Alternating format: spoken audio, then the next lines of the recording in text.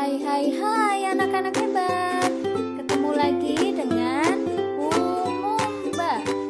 Jangan lupa like dan subscribe ya. Terima kasih.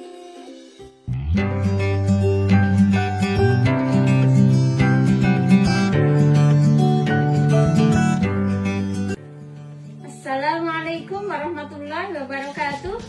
Bagaimana kabar anak-anakku hari ini? Semuanya sehat? Alhamdulillah, kita patut bersyukur kepada Allah Subhanahu wa Ta'ala karena dengan badan yang sehat kita bisa melaksanakan aktivitas dengan baik dan lancar. Hari ini kita akan mempelajari beberapa hal. Yang pertama,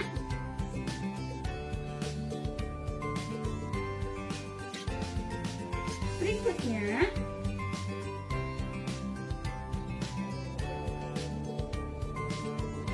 semuanya siap? Oke, kita mulai pembelajaran untuk hari ini.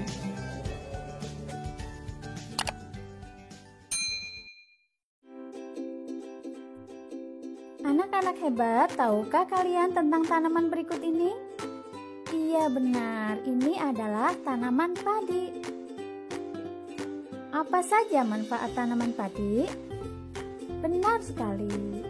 Padi bermanfaat sebagai bahan makanan pokok, terutama untuk kita orang Indonesia. Anak-anak hebat, tahukah kalian apa saja manfaat tumbuhan bagi manusia? Yang pertama adalah sebagai sumber energi atau sumber tenaga, contohnya padi, singkong, jagung, dan lain-lain. Yang kedua, sebagai sumber vitamin, contohnya adalah sayuran dan buah-buahan. Yang ketiga, sebagai sumber oksigen untuk bernapas. Yang keempat, sebagai pengikat air tanah. Yang kelima, sebagai peneduh dan memperindah kehidupan di bumi. Anak-anak hebat, sekarang kita akan belajar bagaimana jagung berkembang biak. Seorang petani jagung memulai pembiakan tanamannya dengan menanam biji jagung. Setelah 3-4 hari, bakal tanaman akan muncul di permukaan tanah. Tanaman jagung akan terus tumbuh menjadi besar. 3 hingga 3,5 bulan buah jagung dapat dipanen oleh petani. Buah jagung yang berbentuk seperti tongkol pada mulanya berupa sekuntum bunga. Bunga jagung memiliki helai-helai rambut halus pada bagian ujungnya. Pada helai rambut tersebut terdapat tepung sari. Tepung sari akan terbang terbawa angin ketika angin bertiup. Tepung sari yang terbawa angin sebagian akan jatuh di kepala putik yang terletak di bagian bawah bunga pada pohon jagung yang lain. Ketika itulah terjadi pembuahan. Setelah terjadi pembuahan, bunga jagung tersebut terus berkembang hingga menjadi buah jagung. Perkembangan itulah yang dapat diamati dari waktu ke waktu. Buah jagung akan siap dipanen ketika rambut jagung sudah berwarna kecoklatan dan bagian tongkolnya sudah mengering. Apabila buah jagung tersebut dikupas, akan memperlihatkan biji jagung yang kekuningan. Bagian yang dimakan oleh manusia adalah biji jagung. Supaya jagung selalu tersedia sebagai bahan makanan manusia, maka petani jagung harus menanam kembali sebagian biji jagung dari hasil panen. Biji jagung yang tua dapat ditanam kembali. Dari sinilah akan dimulai lagi perkembangbiakan jagung. Anak-anak, tuliskan ide pokok masing-masing paragraf dalam bentuk diagram di buku tulismu.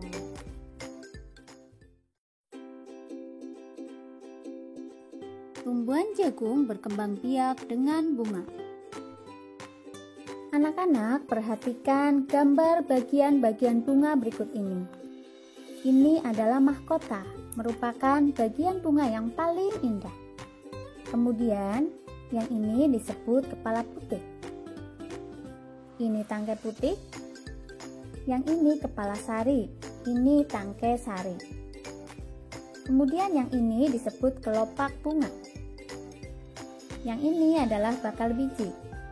Ini disebut dasar bunga. Yang ini disebut tangkai bunga. Tepung sari pada bunga jagung akan terbang terbawa angin ketika angin bertiup. Tepung sari yang terbawa angin sebagian akan jatuh di kepala putik yang terletak di bagian bawah bunga pada pohon jagung yang lain. Ketika itulah terjadi pembuahan. Perkembangbiakan seperti ini dinamakan perkembangbiakan generatif. Perkembangbiakan generatif atau secara kawin terjadi melalui proses penyerbukan dan pembuahan. Perkembangbiakan generatif diawali dengan penyerbukan. Penyerbukan adalah melekatnya atau jatuhnya serbuk sari ke kepala putik. Setelah terjadi penyerbukan, pada serbuk sari tumbuh bulu serbuk sari yang menuju ruang bakal biji. Kemudian serbuk sari akan masuk ke ruang bakal biji melalui bulu serbuk sari. Di dalam ruang bakal biji terjadi pembuahan, yaitu peleburan serbuk sari atau sel kelamin jantan dengan kepala putik yang merupakan sel kelamin betina. Hasil dari pembuahan disebut zigot. Zigot berkembang menjadi lembaga.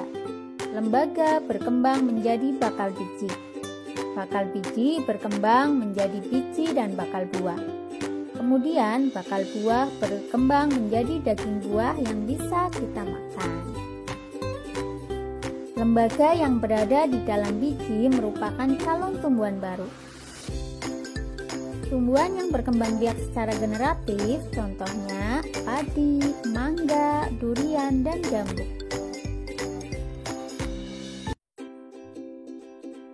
Bunga-bunga yang indah tidak hanya tumbuh di Indonesia. Bunga kembang sepatu tumbuh di Indonesia dan negara Malaysia. Bunga Kamboja tumbuh di Indonesia dan negara Laos. Malaysia dan Laos adalah dua dari beberapa negara tetangga kita. Indonesia tergabung dalam sebuah organisasi yang bernama ASEAN. ASEAN singkatan dari Association of Southeast Asian Nations yang artinya adalah Persatuan Negara-Negara se-Asia Tenggara. ASEAN didirikan pada tahun 1967 berdasarkan Deklarasi Bangkok. ASEAN didirikan oleh 5 negara. Yang pertama Indonesia yang diwakili oleh Adam Malik, Malaysia diwakili oleh Tun Abdul Razak, Thailand diwakili oleh Tanat Koman, Singapura diwakili oleh S. Rajaratnam, kemudian Filipina diwakili oleh Narsiko Ramos. Pada tahun 1984, Brunei Darussalam bergabung dengan ASEAN. Disusul Vietnam pada tahun 1995.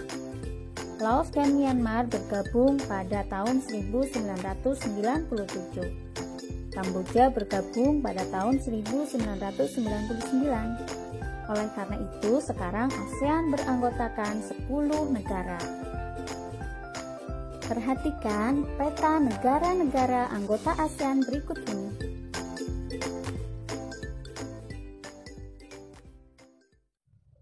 Halo anak-anak, yuk ikut Bu Guru keliling negara anggota ASEAN.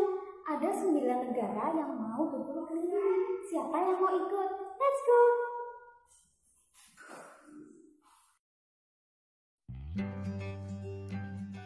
Alhamdulillah, sekarang Bu Guru sudah sampai di Brunei Darussalam, tepatnya di Kampung Ayer yang merupakan desa terapung di Brunei Darussalam. Saat ini penduduknya banyak yang memiliki perahu pribadi dan disimpan di bawah rumah apung mereka seperti yang bisa kalian lihat di belakang Bu Guru ya. Budaya Brunei banyak dipengaruhi oleh ajaran Islam. Mayoritas penduduknya adalah orang Melayu. Brunei Darussalam artinya adalah tempat baru yang damai. Dalam percakapan, menunjuk dengan jari telunjuk dianggap kasar. Secara tradisional, orang Brunei tidak berjabat tangan dengan lawan jenis. Melepaskan sepatu adalah kebiasaan umum orang Brunei sebelum memasuki rumah orang lain. Sampai jumpa di negara berikutnya. Sekarang Bu Guru sudah sampai di Malaysia.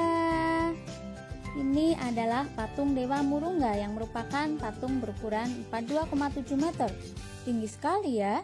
Patung ini terletak di Batu Cave, merupakan salah satu kuil Hindu di luar India yang paling populer, yang didedikasikan untuk Dewa Murungga. Nah, sekarang Bu Guru sudah sampai di kota yang bernama Georgetown, yaitu kota yang terdaftar dalam UNESCO World Heritage. Kota ini terletak di Pulau Penang. Georgetown adalah kota yang memiliki ragam jenis budaya.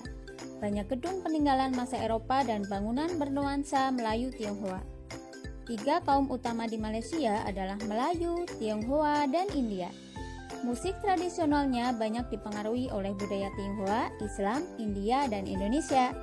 Makanan khasnya adalah nasi lemak. Yang suka nonton Upin Ipin pasti tahu ya nasi lemak. Nah, Bu Guru sedang menonton tarian tinikling di Filipina. Tarian tinikling merupakan tarian masyarakat Filipina yang menceritakan tentang burung tinikling yang berjalan melompat menghindari perangkap bambu petani padi. Filipina, bahasa nasionalnya adalah bahasa Filipina, sedangkan bahasa Inggris digunakan sebagai bahasa pengantar untuk urusan perdagangan atau pergaulan. Budaya Filipina merupakan hasil perpaduan antara budaya Barat dan budaya Timur. Kehidupan budayanya dipengaruhi oleh budaya Melayu, Tionghoa, dan Spanyol. Sampai jumpa di negara berikutnya. Sekarang Bu Guru sudah sampai di negara Kamboja. Di Kamboja terdapat banyak candi dari batu. Dewa-dewa dari agama Hindu dan Buddha terukir pada tembok. Tari Apsara lahir pada 2000 tahun lalu. Relief tarian banyak ditemukan di bangunan-bangunan keagamaan di Kamboja. Orang Khmer mengenakan syal kotak-kotak yang disebut krama. Pria dan wanita Khmer mengenakan bandul Buddha pada kalungnya. Tujuannya adalah untuk menjaga dari roh jahat dan membawa keberuntungan. Itu adalah kepercayaan orang Kamboja. Makanan terkenal Kamboja adalah cha yang berarti tumisan. Sekarang Bu Guru sudah sampai di Myanmar yang disebut sebagai negara 1000 pagoda. Pagoda adalah kuil suci umat Buddha. Lihatlah pagoda-pagoda di belakang Bu Guru sangat banyak ya. Mayoritas penduduk Myanmar adalah keturunan Tibet. Bahasa yang digunakan adalah bahasa Burma. Pakaian tradisional Myanmar yang disebut longyi mirip sarung Indonesia. Namun, kain ini dipakai baik oleh laki-laki, perempuan, anak kecil maupun orang dewasa. Ini adalah permainan menangkap jangkrik dengan mata tertutup yang merupakan permainan tradisional anak-anak Vietnam. Anak yang berada di tengah lingkaran, matanya ditutup kain, menangkap salah satu teman dan menebak namanya. Sangat seru ya. Vietnam terkenal dengan baju khasnya yang disebut Ao Dai. Topi caping pun banyak ditemui di Vietnam. Orang Vietnam gemar duduk di dingklik. Bu Guru sudah sampai di negara Laos. Negara Laos, penemunya bernama Ai Lauk. Orang Laos terkenal kesabaran dan kesederhanaannya. Hal ini terkait dengan ajaran agama Buddha yang banyak dianut masyarakatnya.